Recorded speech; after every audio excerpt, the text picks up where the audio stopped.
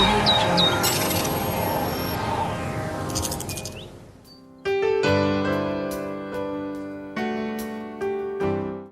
day, viewers. You're welcome to the Great Light platform where we speak the true word of God. My name is Pastor OLISE OMEDE of Good Wine International Christian Church along First Avenue in First Tap. This day I want to continue with you with what I started with you the last time.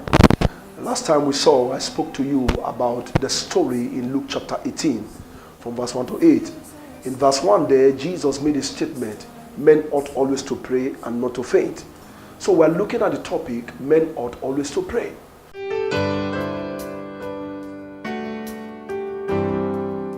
Last time I told you the first reason why men ought always to pray. We saw in verse 2 there, maybe I want to read to you.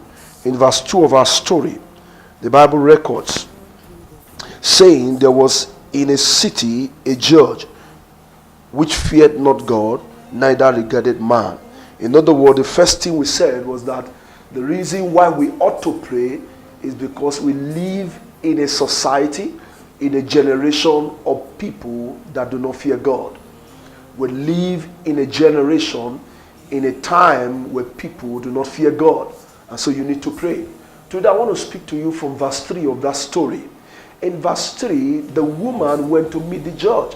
And she made a statement there and said, avenge me of my adversaries. Avenge me of my adversaries. So why do men ought to pray? Because we have an adversary. Because we have an adversary. In 1 Peter chapter 5 verse 8, it's clearly written there that the devil as a roaring lion seeketh whom to devour. The devil is our adversary, is our main enemy. Of course, he may use human vessels. He may use people in your office, people in your family, people in your compound. He may use people around you. But the truth remains that the devil is our adversary.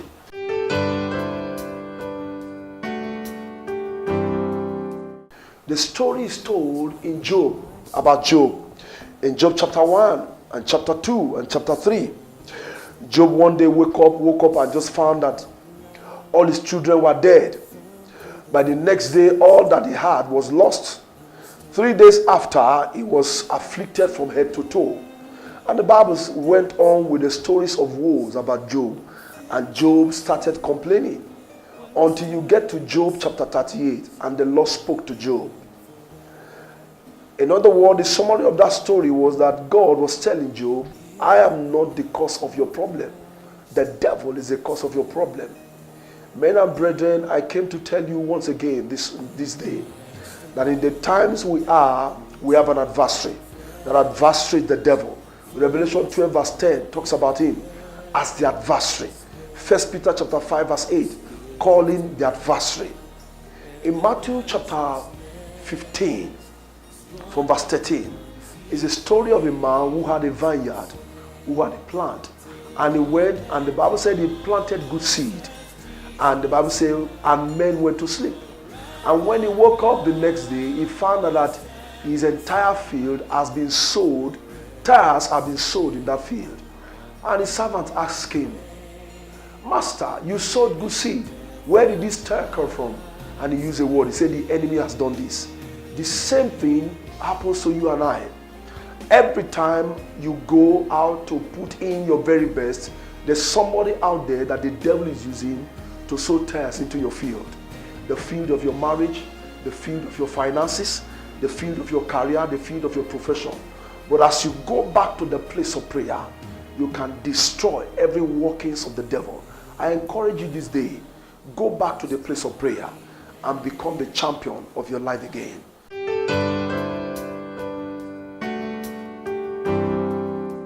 God bless you. Once again, share this with your friends, and the Lord will do great things in your life. Amen.